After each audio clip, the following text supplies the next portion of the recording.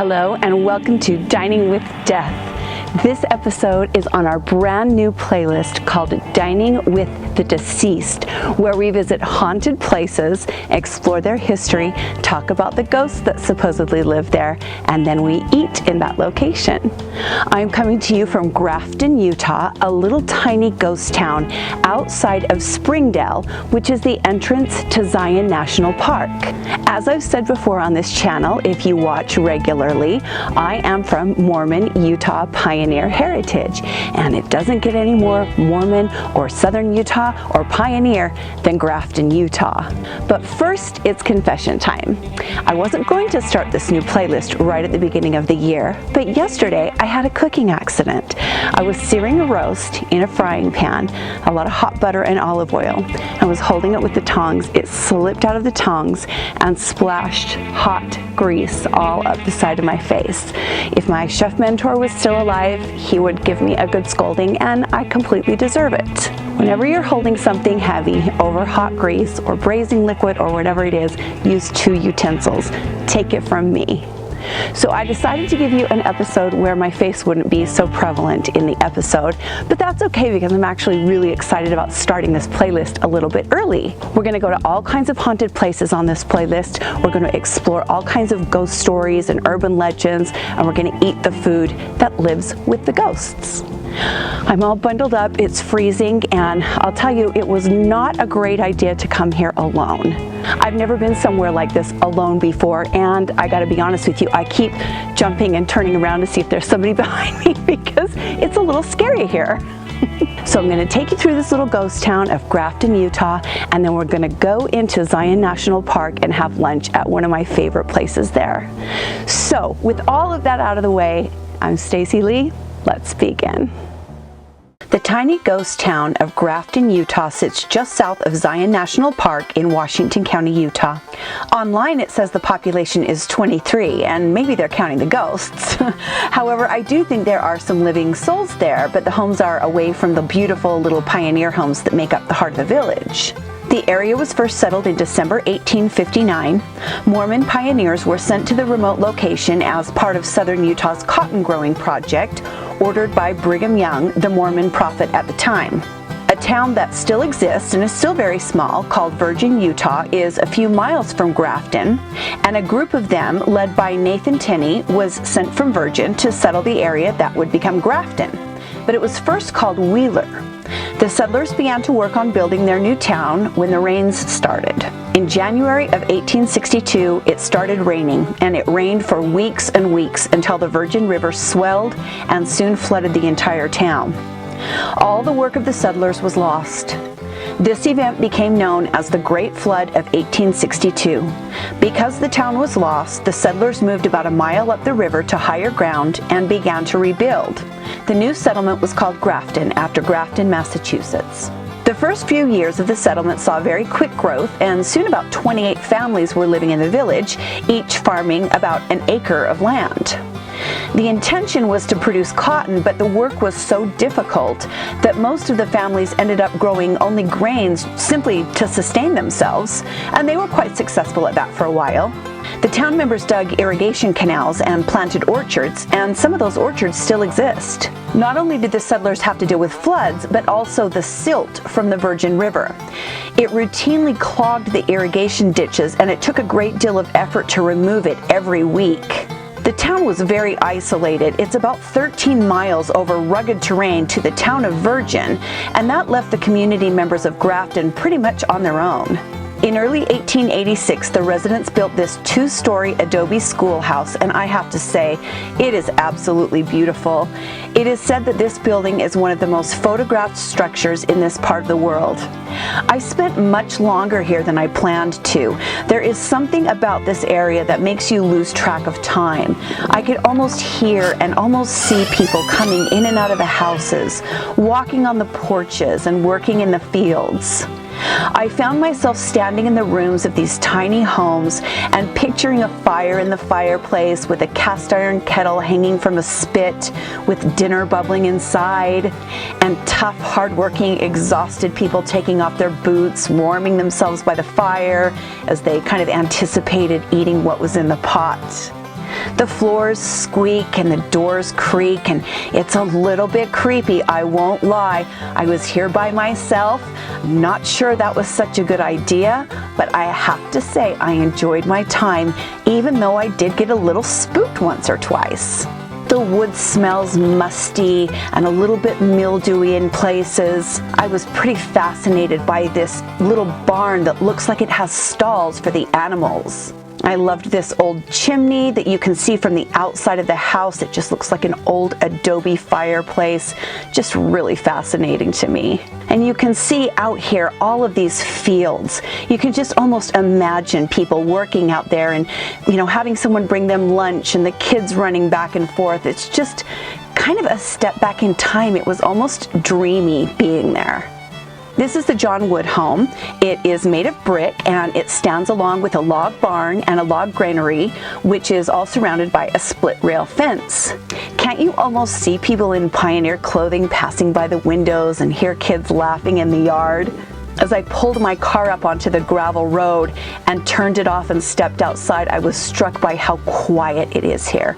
It is really isolated and you are very much alone.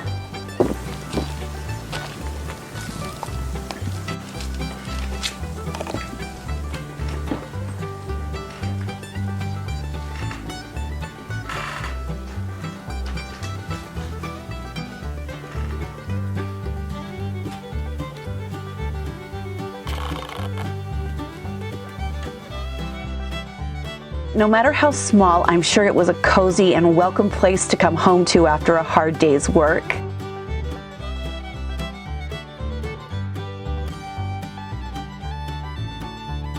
Also, for those of you that might not know this, it's winter now, but it gets very, very hot here in southern Utah.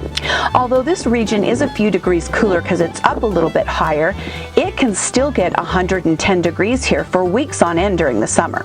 People think of snow when they think of Utah. Well, the snow is a 6-hour drive from here. This area is much closer to Las Vegas than it is to Salt Lake City. We're only about 90 minutes from Las Vegas right here, so it gets very hot. Even though it's cold outside today and a little bit windy, it still smells of grasses and pastures. I can smell the river, I can smell the wildlife. It just seems like I've been transported through time. In 1866, what came to be known as the Black Hawk War broke out with the area Native American tribes, and the whole town of Grafton was evacuated after attacks to nearby Rockville to try to save lives. People were killed. After years of flooding, most of the population had really kind of had enough and moved to other locations that were easier to farm. By 1890, only 4 families remained. Nearby towns that are now gone, called Duncan's Retreat and Schuensburg, were abandoned altogether because of the harsh climate. Another terrible flood hit in 1909, which caused most of the remaining residents to leave Grafton. The little village of Grafton hung on officially for another 30 years or so, but in 1921 the Mormon church ended the branch of the church in Grafton, and the last residents were gone by 1944. The town was never fitted for electricity, plumbing, or any kind of modern utility. The ghost town of Grafton was born. It is said that the ghosts of its former residents remain here, and there are stories and legends in which people report hearing a voice coming from one of the homes or catching a glimpse of someone passing out of the corner of their eye when they're alone.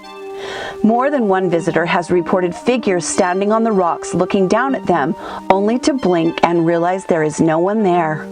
Many visitors have reported hearing babies crying, especially when the sky is overcast.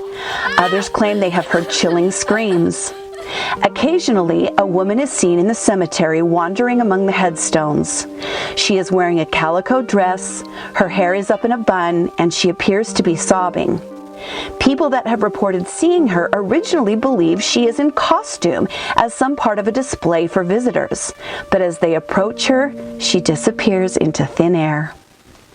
Just up the road from the long-standing homes in the church is this cemetery.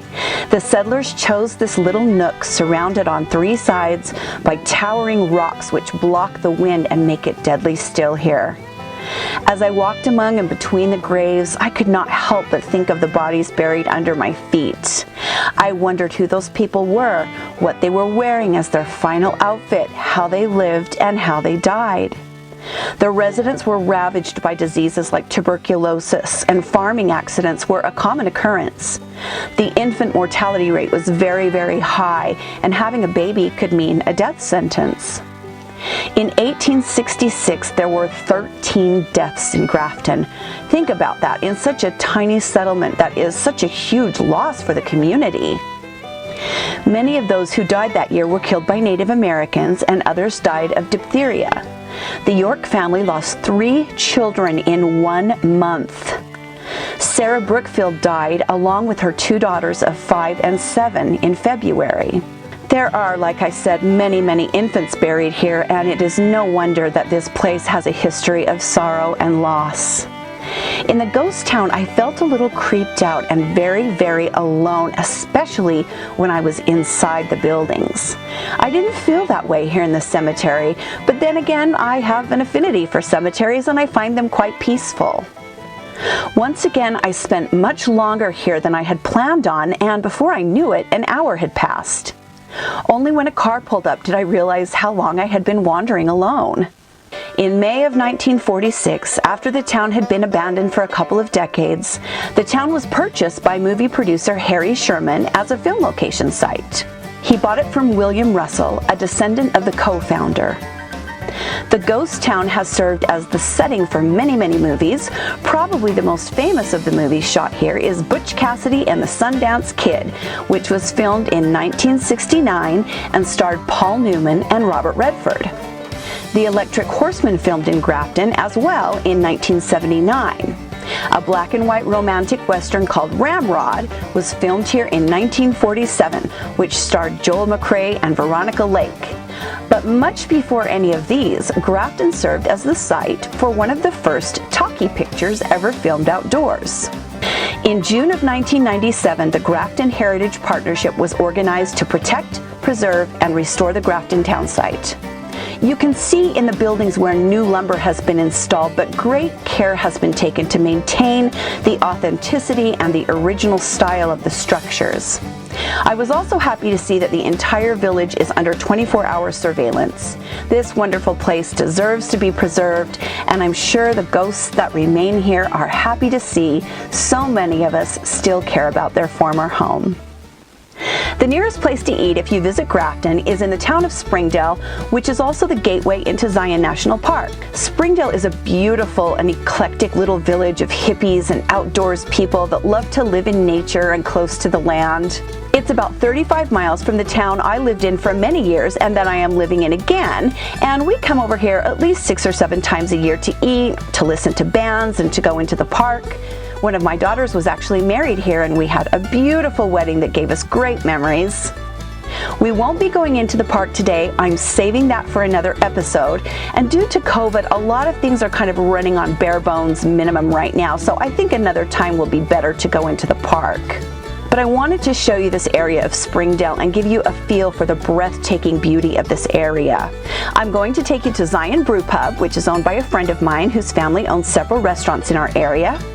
Zion Brewery is Southern Utah's first microbrewery. It is located in the township of Springdale, right at the base of Zion National Park. They have a huge variety of handcrafted beers like Engelanden, Red Altar, Station 2 Lager, and Foray Pomegranate.